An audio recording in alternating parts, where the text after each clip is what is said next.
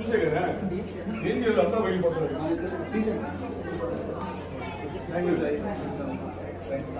bro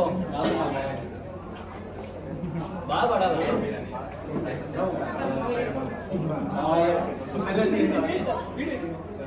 video ఏం లాభం bro అన్న అలాంటి ఒక్క నిమిషం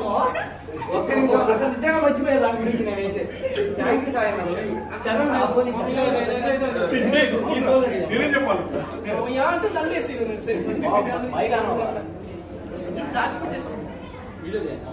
దాంట్లో ఏదేదో మాట్లాడు చెప్పురా